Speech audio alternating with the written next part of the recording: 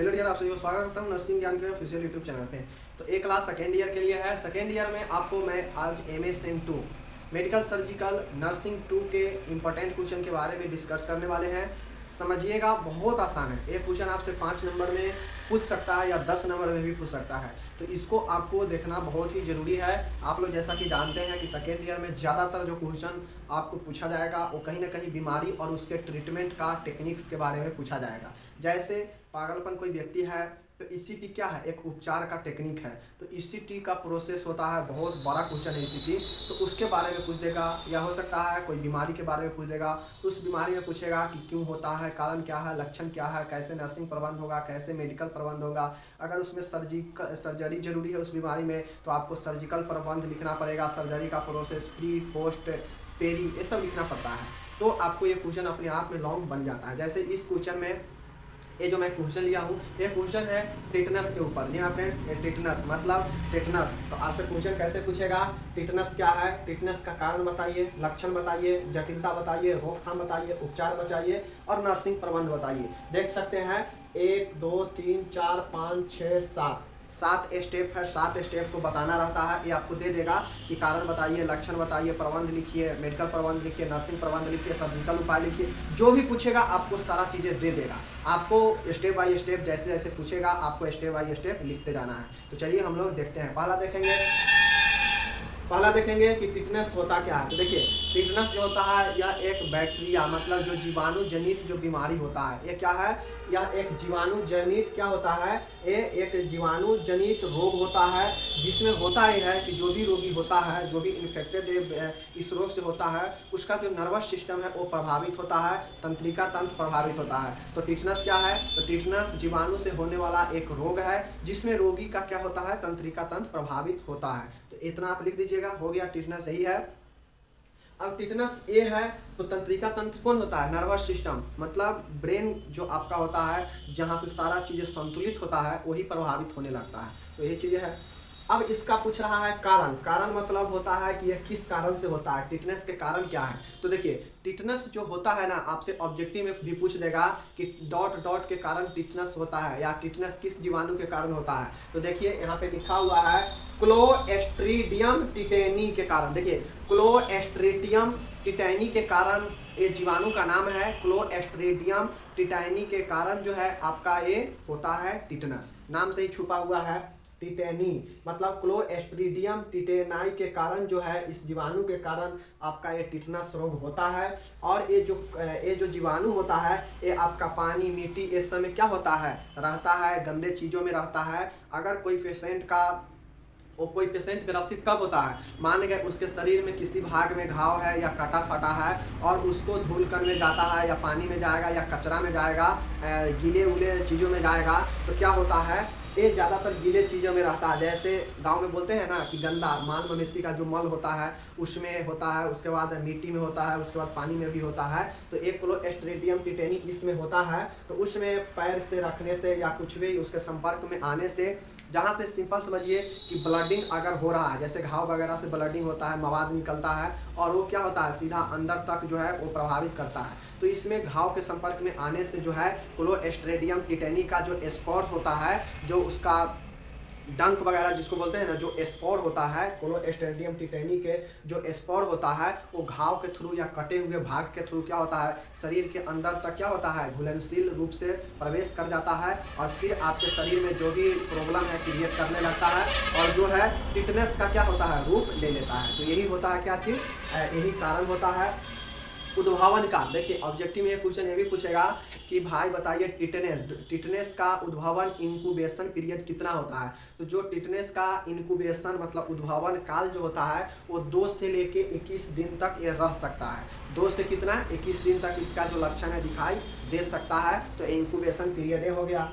Clinical feature, देखिए clinical जो feature होता है इसमें आपको जो है लक्षण के बारे में बताना रहता है। फीचर्स मतलब क्या होता है, मतलब क्लिनिकल लक्षण के बारे में आपको इसमें बताना होता है, क्या क्या होता है। तो चीज़ों को चलिए हम लोग समझने का प्रयास करते हैं। फीचर होता है टिटनेस का, जो लक्षण दिखाई देता है, कौन कौन से लक्षण हो सकता है टिटनेस होने के बाद, क्या क्या चीज़ें हो सकता है, तो उसको हम लोग देखते हैं। देखिए मैं यहाँ पे स्टेप लिख दिया हूँ कि उद्भावन काल के बाद आपको क्लिनिकल फीचर लिखना है, जैसे लक्षण लिखना है। तो ये जो लक्षण होगा ना, लक्षण, तो लक्षण जो होता है वो बीमारी पे डिपेंड करता है कि कौन सी बीमारी पे कौन से लक्षण होता है। तो ये जो टिटनस होता है ना, ज़्यादातर शरीर में आपका क्या होगा, अकड़न महसूस होगा, आपका जो मांसपेशियाँ होगा उसमें ऐंठन होगा, जो गर्दन होगा, गर्दन आपका गर्दन में ऐंठन होने लगेगा, हल्का बुखार भी हो सकता है। तो ये सब जो चीज़ें हैं, ये लक्षण आपको पॉइंट में लाइन बाय लाइन आपको क्लिनिकल पिक्चर लिख के और उसके बाद आपको पॉइंट बाय पॉइंट जो है लिखना है। लगभग आप जितना हो सकता है आप 8-10 पॉइंट लिखिएगा, मैं बताता हूँ। पहला लिखिएगा गर्दन में ऐंठन होना, दूसरा लिखिएगा कि शरीर में जो है अत्यधिक पसीना आना, तीसरा लिखिएगा कि मांसपेशियों का अकड़ जाना, चौथा लिखिएगा कि लॉक जॉक जो होता है ना, जो लॉक जॉक मतलब जो जबड़ा होता है हमारा, जबड़ा मजबूती से बंद होने लगेगा, यानी मुंह पे मुंह जो है ना बैठने लगता है, जबड़ा आप मजबूती से जकड़ने लगता है, हाथ पर इसमें टाइट करने लगता है पेशेंट। तो ये सब जो चीज़ें हैं इसमें होता है। उसके बाद तंत्रिका तंत्र भी आपका क्या होता है, ये सब तंत्रिका तंत्र के थ्रू ही होता है, जो है इसमें अत्यधिक क्या होगा, जो दिल का धड़कन है वो होने लगता है, मतलब पेशीय धड़कन अधिक हो जाएगा। तो ये सब जो चीज़ें हैं, आपका शरीर जो है नीलापन पड़ने लगता है। तो ये सब जो चीज़ें हैं ये टिटनस में होता है। देखिए हम कितना चीज़ें बोल दिए, आप इसको पॉइंट बाय पॉइंट अगर लिखना चाहेंगे तो बहुत ही आसानी से क्या कर सकते हैं, लिख सकते हैं। अब देखिए अगर आपके गर्दन में अकड़न पड़ेगा तो उससे और क्या हो सकता है, जो चीज़ आप निगलेंगे उसमें कठिनाई होगा, तो निगलने में भी कठिनाई होगा। शरीर में क्या होगा, अत्यधिक पसीना आएगा। पसीना कब आएगा, जब आपका शरीर का टेम्परेचर क्या होता है, बहुत अत्यधिक होने लगता है। देखते होइएगा जब बुखार होता है तो आदमी का जब टेम्परेचर धीरे धीरे क्या होता है, लो होता है, तो बहुत ही पसीना शरीर से बहुत ज़्यादा जाने लगता है। तो ये सब जो चीज़ें हैं ये टिटनस में होगा। तो जितना भी मैंने बता दिया आप उसको क्या कीजिएगा, लाइन बाय लाइन जो है वो आपका लिखने का काम यहाँ पे कीजिएगा। मैंने बहुत सारे चीज़ों को मैं यहाँ पे बता दिया हूँ। ये भी हो सकता है आपका जो है दौरा पड़ने लगेगा, ये भी हो सकता है अत्यधिक बेचैनी होने लगेगा। ये सारे चीज़ें जो है आपका इसमें जो है होगा क्लिनिकल फीचर में, जो लक्षण, ये सारे लक्षण दिखाई देगा। तो आप पॉइंट में उसको लिख दीजिएगा। मैं इस यहाँ पे नहीं लिखा हूँ क्योंकि टाइम भी बहुत ज़्यादा लेता है और आपको जो लिखना है उस चीज़ को समझना है बस। तो लक्षण टिटनेस में ये सब दिखाई देता है। तो ये चीज़ हो गया। नेक्स्ट है निदान। निदान मतलब डायग्नोसिस। डायग्नोसिस में क्या क्या चीज़ें हो सकता है। तो सबसे पहले देखिए डायग्नोसिस किसी भी बीमारी में पूछेगा ना तो 2-3 चीज़ें कॉमन होता है। जैसे फिजिकल एग्जामिनेशन। फिजिकल एग्जामिनेशन मतलब पूरा बॉडी का एग्जामिनेशन करेगा, हिस्ट्री लिया जाएगा, मतलब इतिवृत्ति लिया जाएगा। सब बीमारी में सब कॉमन है। ब्लड इन्वेस्टिगेशन होगा, ब्लड का जांच होगा। तो ये जो 3 चीज़ें हैं आप हर एक बीमारी के निदान में आंख मूंद के लिख दीजिएगा। पहला लिख दीजिएगा इतिवृत्ति लेना, दूसरा लिख दीजिएगा फिजिकल एग्जामिनेशन मतलब शारीरिक परीक्षण, और तीसरा लिखिएगा कि ब्लड इन्वेस्टिगेशन। ये तीनों जो है ना किसी भी बीमारी में कॉमन है। तो ये चीज़ हो गया। उसके बाद कुछ चीज़ें आता है, इसका लक्षण का जांच होगा। मतलब अगर किसी पेशेंट में हल्का हल्का बुखार है, शरीर ऐंठन हो रहा है, तो लक्षण उसका पूछेगा वहाँ पे कि आपका कहीं कटा फटा भी है, तो उसको देखकर हो सकता है लगेगा कि इसको ऐंठन हो रहा है और कटा फटा भी है, तो हो सकता है इसको टिटनस हुआ हो, तो उसका भी लक्षण की भी जाँच किया जाएगा। उसके बाद एक होता है वाउंड कल्चर टेस्ट, मतलब घाव का टेस्ट जो होता है। अगर कहीं पे कटा फटा है और इस तरह के जो लक्षण मैंने सब बताया है, अगर ये लक्षण भी मौजूद है तो वो संकेत करेगा कि टिटनस हो सकता है। तो उस अवस्था में जो घाव होगा, जो कटा फटा है, उसका कल्चर टेस्ट किया जाता है, मतलब घाव का टेस्ट किया जाता है। तो ये चीज़ें होता है। ये आप निदान में लिख दीजिएगा। निदान मतलब जो टेस्ट वगैरह होता है वही चीज़ें हैं।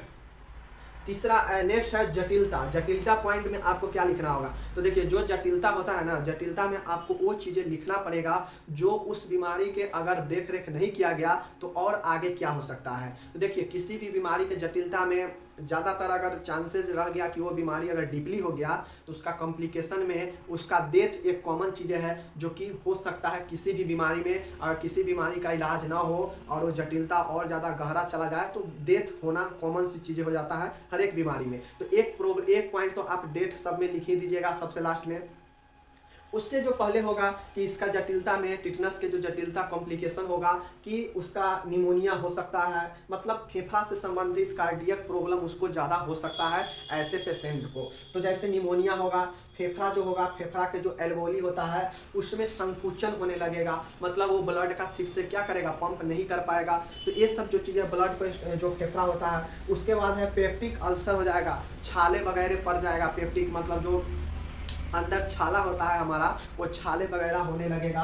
उसके बाद है कार्डियक होने लगेगा, उसके बाद जो कार्डियक प्रॉब्लम है वो होने लगेगा। उसके बाद अर्थमिया होने लगेगा, पल्मोनरी एम्बोलिज्म हो जाएगा और फिर लास्ट में डेथ हो जाएगा। मतलब देखिए, आपको इस जटिलता में, आपको टिटनेस से जटिलता में क्या लिखना है, तो ये लिखना है कि फेफड़ा से लेकर जो कार्डियक है इसमें सब में प्रॉब्लम होगा ही। जैसे पल्मोनरी प्रॉब्लम, अर्थमिया हो जाएगा, ये सब जो चीज़ें हैं, पल्मोनरी एम्बोलिज्म हो जाएगा, डेथ हो सकता है, अर्थमिया हो जाएगा। तो ये सब जो चीज़ें हैं इसमें जटिलता में आप लोग लिख दीजिएगा। निमोनिया है, कार्डियक है, फेफड़े में प्रॉब्लम है, पेप्टिक अल्सर है, पल्मोनरी एम्बोलिज्म है, उसके बाद डेथ है और यहाँ पे अर्थमिया भी है। तो जटिलता में ये सब चीज़ें को लिख कर लास्ट में लिख दीजिएगा एक पॉइंट में कि डेथ भी इसका जटिलता हो सकता है। ये चीज़ हो गया। नेक्स्ट है उपचार, ट्रीटमेंट।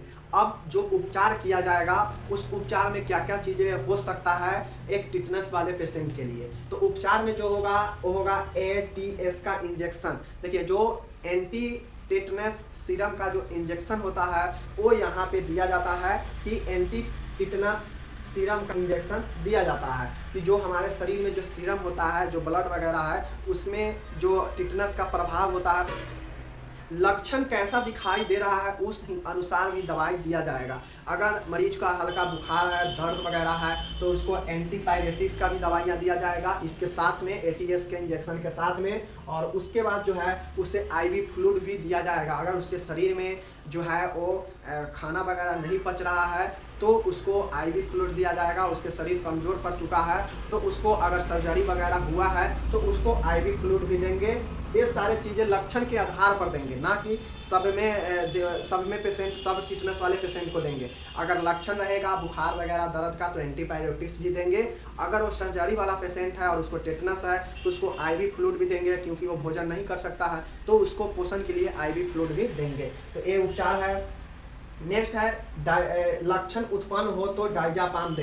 अगर टिटनस का लक्षण दिखाई दे कि हाँ टिटनस का लक्षण ये है तो आप उसको डायजापाम दे सकते हैं। डायजापाम जानते हैं कि ये जो हमारा तंत्रिका तंत्र होता है उस पर प्रभाव दिखाता है, और ये जो टिटनस होता है सबसे पहले क्या करता है, तंत्रिका तंत्र को ही प्रभावित करता है। तो उसको रोकने के लिए डायजापाम दे सकते हैं जब भी टिटनस का लक्षण दिखाई दे तो।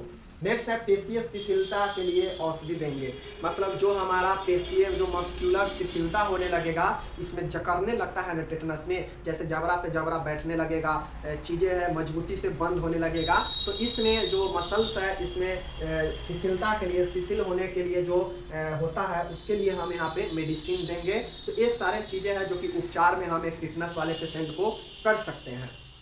देखिए मैंने क्या क्या पढ़ा।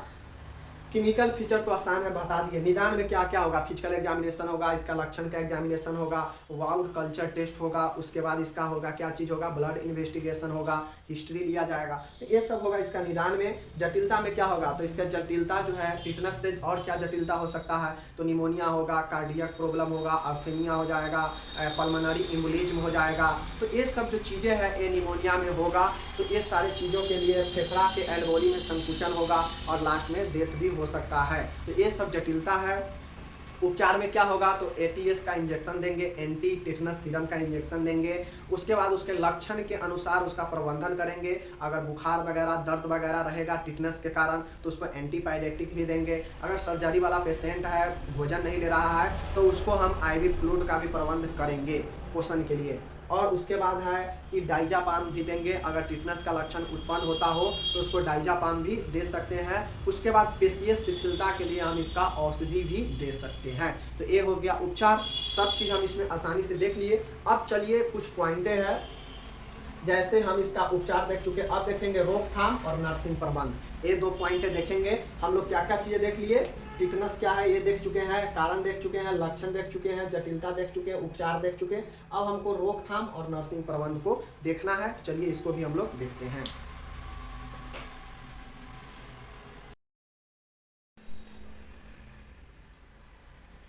तो हम यहाँ पे जो 2 चीज़ें हैं, रोकथाम और नर्सिंग प्रबंध के बारे में देखते हैं टिटनेस का। तो चलिए देखिए, रोकथाम मतलब रोकथाम कैसे इसको किया जा सकता है। तो रोकथाम में जो चीज़ें किया जा सकता है पूर्व से, मतलब होने से पहले ही, तो उसमें क्या क्या चीज़ें आप कर सकते हैं। सबसे पहला चीज़ें है कि टिटनेस के बारे में लोगों को में शिक्षा दीजिए, पहला चीज़ें लिखिएगा।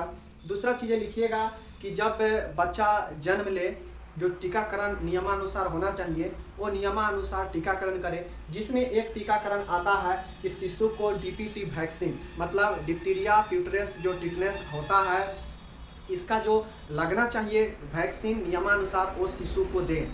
फिर क्या करें, शिशु को 5 वर्ष जब पूरा हो जाता है तो डीपीटी या जो टीटी होता है, टिटेनी जो होता है, ट्राइक्साइड टिटेनी, इसमें जो होता है बूस्टर डोज 5 वर्षों पर बच्चे को लगवाना चाहिए। नेक्स्ट है, चौथा है कि गर्भवती स्त्री जब गर्भ अवस्था में हो तो गर्भ अवस्था के 16 से जब 18 सप्ताह पूर्ण जाए, जब कोई भी स्त्री 16 से 18 सप्ताह के गर्भ अवस्था में हो जाए तो उस 16 से 18 सप्ताह पे एक जो है वैक्सीन लगवाना चाहिए टीटी का, टिटनेस का। और उस जब एक वैक्सीन लग चुका है, एक इम्यूनाइजेशन हो चुका है टीकाकरण, तो उसके 1 माह के बाद फिर दूसरा टीका लगवाना चाहिए। तो इस प्रकार से जो है टिटनेस को रोक सकते हैं। तो ये रोकथाम हो गया। नेक्स्ट है नर्सिंग प्रबंध। देखिए, अब मैं एक चीज़ बता देता हूँ, कोई भी बीमारी हो, किसी भी सब्जेक्ट में हो, नर्सिंग प्रबंध में जो 3-4 पॉइंटें होता है वो सब में लिख देंगे तो सही होगा। जैसे क्या, नर्स पेशेंट को क्या करेगी, आराम के लिए प्रेरित करेगी, अच्छे से सोने के लिए उसके प्रेरित करेगी। दूसरा है उसका माइंड रिलैक्स करेगी, मतलब उसको एक ऐसा वातावरण तैयार करके देगी जहाँ पे वो पेशेंट आराम से हो सके, तो अच्छा वातावरण तैयार करना। दूसरा चीज़ें है कि उसका O2 लेवल चेक करते रहना, क्योंकि यहाँ पे जो टिटनेस के कारण कार्डियक प्रॉब्लम भी होगा, फेफड़ा में प्रॉब्लम भी होगा, तो हो सकता है उसका O2 लेवल कम हो जाए, तो उसको O2 लेवल को चेक करते रहना। उसके बाद है विटल साइंस, ये भी सब बीमारी में होगा कि जो भी हमारा विटल साइंस है, विटल साइन है, मतलब जो जैविक चिन्ह है, टेम्परेचर वगैरह, पल्स वगैरह, रिस्पायरेशन, ये सब को हमेशा चेक करते रहे समय समय पर, ये नर्स का काम है। उसके बाद रोगी को रिलैक्स प्रदान कराना है ही, O2 देना। अगर रोगी कार्डियक प्रॉब्लम है, जैसे इसमें कार्डियक प्रॉब्लम होगा ही, क्योंकि फेफड़ा, कार्डियक प्रॉब्लम, पल्मोनरी, ये सब प्रॉब्लम होगा टिटनेस से, तो उसको क्या किया जाएगा कि सांस अगर अच्छे से नहीं लिया जाएगा तो उसको जो है हाई फाउलर पोजीशन या कार्डियक पोजीशन प्रदान किया जाएगा, जिससे उसका जो फेफड़ा का संकुचन होता है, जो हम लक्षण में देखे हैं, जो फेफड़ा का शिथिलता होगा, वो फेफड़ा आसानी से क्या होगा, फैल सकेगा और श्वास आदमी अच्छे से ले सकेगा। तो ये होगा। रोगी को जो है सिडेटिव्स या ट्रैंक्विलाइजर दे सकते हैं, जो इस ग्रुप के जो दवाइयाँ होता है आवश्यकता अनुसार सिडेटिव्स का या ट्रैंक्विलाइजर का दे सकते हैं रोगी के आवश्यकता अनुसार। तो नर्सिंग प्रबंध में और सारे चीज़ें हैं जो आपको मरीज के लिए नर्स कर सकती है, आप लोग लिख सकते हैं आसानी से। तो ये सारे चीज़ें हम लोग यहाँ पे कर चुके हैं। एक क्वेश्चन 10 नंबर में पूछेगा तो आप आसानी से लिख देंगे, सारा चीज़ें आसानी से मैं समझा दिया हूँ। फिर भी अगर आप वीडियो नहीं देखते हैं और नहीं देखते ही हैं, फर्स्ट ईयर में 300-400 लोग एवरेज देखते हैं डेली, और फर्स्ट ईयर में है जो 100 से 150 लोग हैं जो रेगुलर देखते हैं वीडियो को। लेकिन सेकेंड ईयर वाले को लगता है कि बहुत आसान है, वो सीधा स्किप करके चले जाते हैं। हम इतना अच्छा से समझा के बनाते हैं, इतना अच्छा से समझा के हम बना दिए। अब इसको क्या करेंगे, जब हम वीडियो अपलोड करते हैं तो वो लोग क्या करते हैं, 2 मिनट 1.5 मिनट, एवरेज 1.5-2 मिनट ही लोग देखते हैं। तो आप लोग समझ सकते हैं 1-2 ही ऐसे स्टूडेंट होंगे जो सीरियस लेके अच्छे से पढ़ते देखते होंगे और कॉपी में नोट्स भी बनाते होंगे, जो कि मैं बता चुका हूँ। फिलहाल अगर सेकेंड ईयर का टोटल सब्जेक्ट का ऑल PDF चाहिए तो डिस्क्रिप्शन में लिंक होगा, जाके क्लिक करके आप लोग डाउनलोड कर सकते हैं। धन्यवाद।